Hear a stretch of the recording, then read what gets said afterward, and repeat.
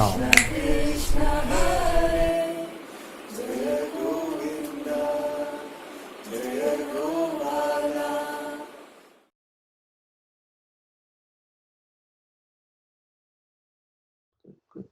So, pain and pleasure, you see, are a natural part of this existence.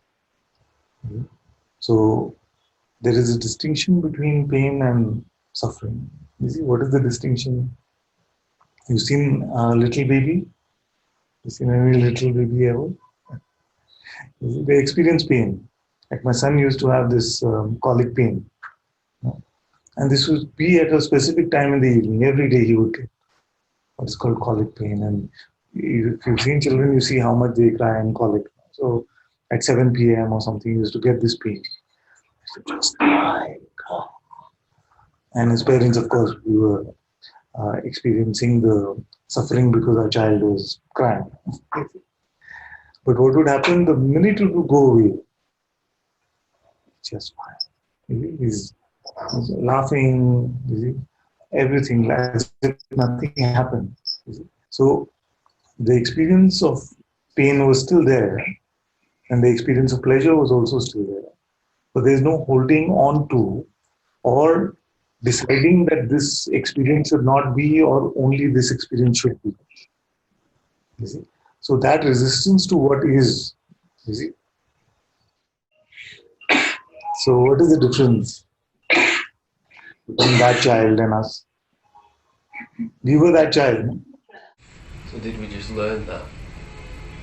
Yeah, but we can look and see what happened that we went from that child to this.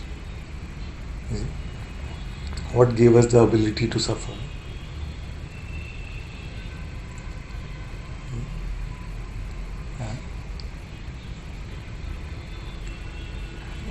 It's just the idea that we could do something about that, like The this, idea, then there yeah. comes the resistance, and Yeah. it shouldn't be there, Yeah. it should be different. Yes, yes. So, but even before that, something changed, no, between the 2-year-old and the 5-year-old, say. So, identification. Me. Identification. Identification. But how come the 2-year-old didn't have identification? What is the skill they picked up to be able to identify? So-called skill. What is the ability that they picked up? Me. Huh? Me. But me has a basis, which is that ability. Power of belief. Huh? Belief. The power of Belief. But belief in what? in idea of who I am. Yes. Separate So, identity. where does that idea come from? Ego. Huh? Ego? Ego is what makes up, or is what the makeup of the me is. These ideas make up the me, which is called the ego. You see? So, primarily, it is the ability to interpret, you see, to put what is into words, and then when these words are available, then we can believe them to be true. You see? So, for example, all of you may have a different belief about what is happening now. You see? One may say, what a nice satsang today. One may say, this is so boring. Why is Father not talking about awareness? You see? Whatever. Each of you may have a different representation of what is. You see? And that seems to define you. What is the reality? What is actually happening here? Now, I'll give you an example of the potency of this belief system. So, if I said to all of you, suppose all of you really, really just wanted freedom more than anything else in the world. You see? Suppose that was your highest desire. You see? And you were willing to give up your life for it, that much. And you can imagine anything you want. It doesn't have to be freedom. Suppose you wanted one relationship just like that, or freedom just like that. And I said to you that those of you who experience 2 days of migraine, you see, will get this. And those of you who don't experience the 2 days of migraine will never get this. You see. You see. Then the ones who are getting the migraine are actually celebrating. Yes. You see. And the ones not getting the migraine are saying, oh, I missed out in this life. You see. I'm not going to get freedom, the highest. You see. So, simply put, if I say tomorrow morning whoever wakes up with a pain in the knee is instantly free. You see? Say yes, I can. You see? You change your perspective on it. In fact, you may celebrate it. But if you just got it without this belief system or interpretation, then it can feel like it's terrible. You see? So that is why the theory of karma also sometimes helps us in this way, provide some intellectual balm to our pain, because it says you are just letting go of the bad things you did in your last life when you're experiencing some pain or something like that. You feel like, okay, would you rather keep it or let go of it? Or rather, let go of it. So welcome. Yeah. So perspective changed, but the sensation is the same. So most of it, all of it that we call suffering is actually the perspective that we put on it. The thing in itself is neither this way nor that way. So when you said that of course when pain comes, strong pain, then of course attention is like a magnet to attention, isn't it? Like I have no other attention left. You see?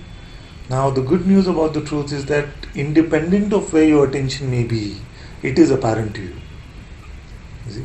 And if I can just explain this to you, your whole trip will be worthwhile, I feel. You see? Because many are believing that to be in awareness or to be as the self, attention needs to be on it. You see? But attention can never be on it. Attention can only be objective, you see. For attention you need some quality, some attribute. So either we are imagining some dark, empty space as awareness, you see?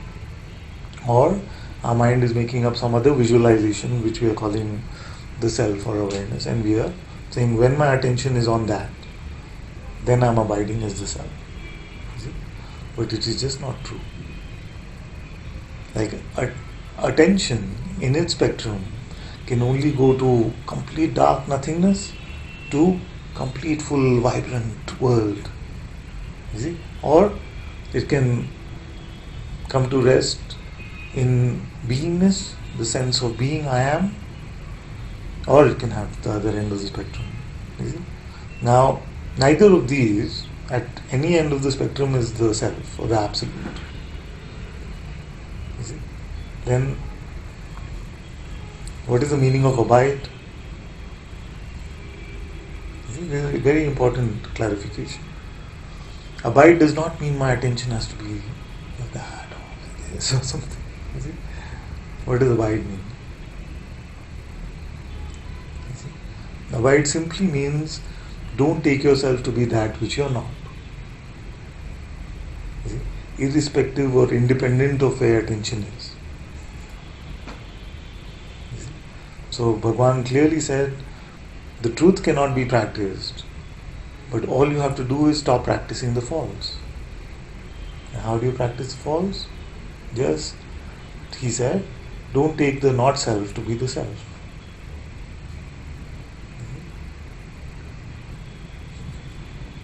So independent of whatever the perception may be, and the magnetism of attention to that perception, you see, you are still in the self.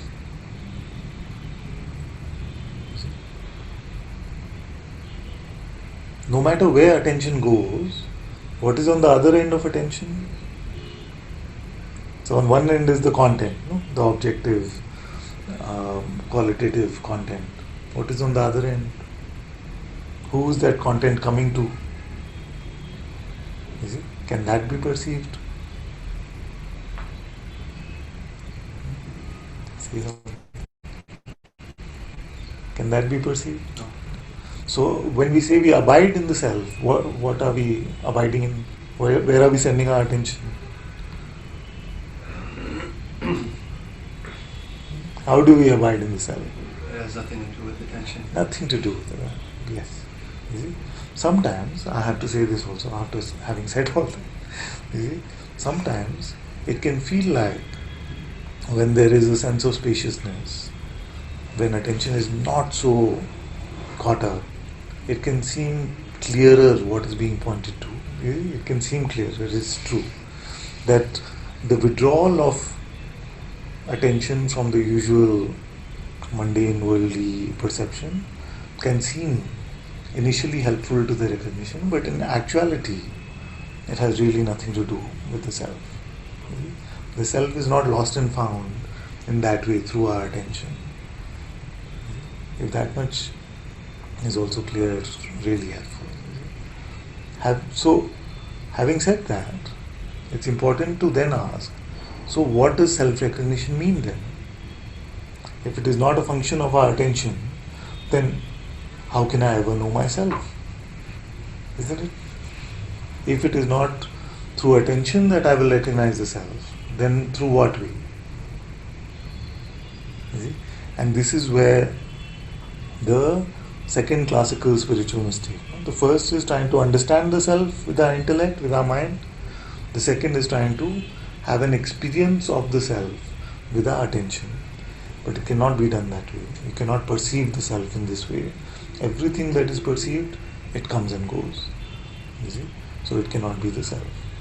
Then if it cannot be perceived with attention, how can I come to the recognition of the self? What are we in satsang for, after all? To recognize the self.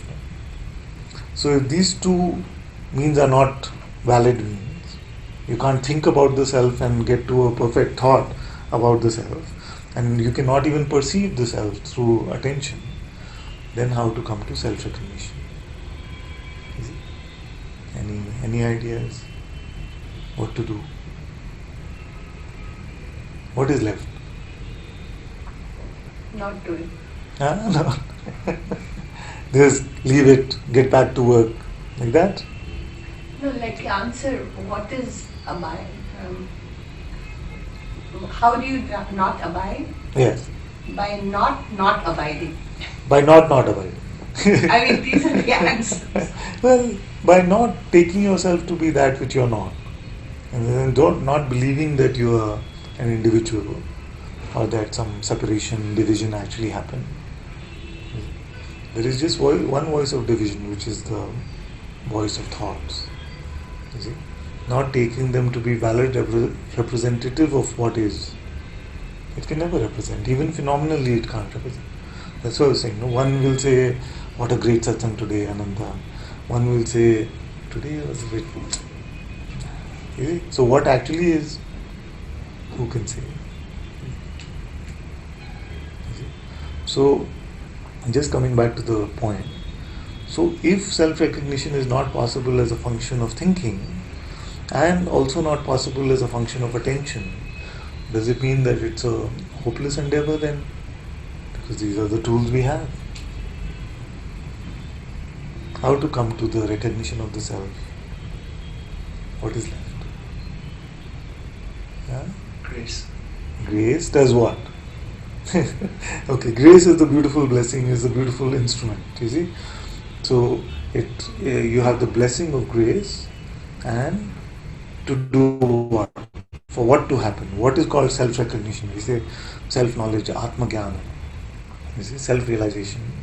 What is that realization? What is the difference between one who has realized the self and one who has not realized the self? Now, if the self cannot be thought about and it cannot be perceived, what makes the difference between the two? Primarily, we've already said, the ones that are free are not taking themselves to be just this limited object. But there's another aspect to this recognition, you see, which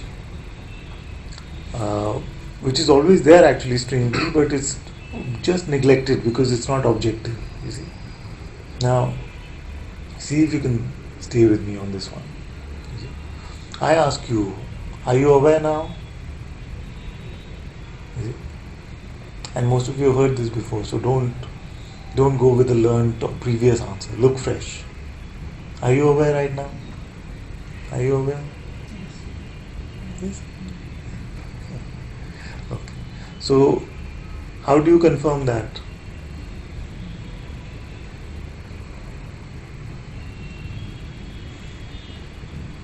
How did you confirm?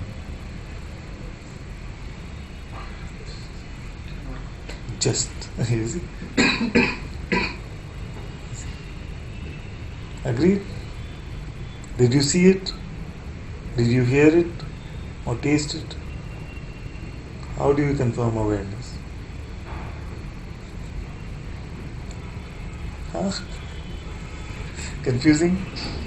No? Clear? So if I say to you, please feed this monkey sitting here banana. You see? Please feed this monkey sitting here banana. You will say what? Father, you lost it. You see? Why? Because you cannot perceive it. No? You say there is no monkey like that. I can't perceive any monkey. You see? But this awareness also you can't perceive. Did you perceive awareness?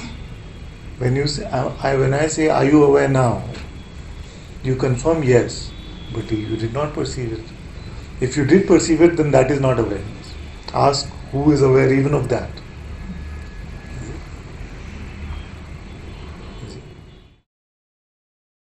Jai Govinda, Jai Govinda.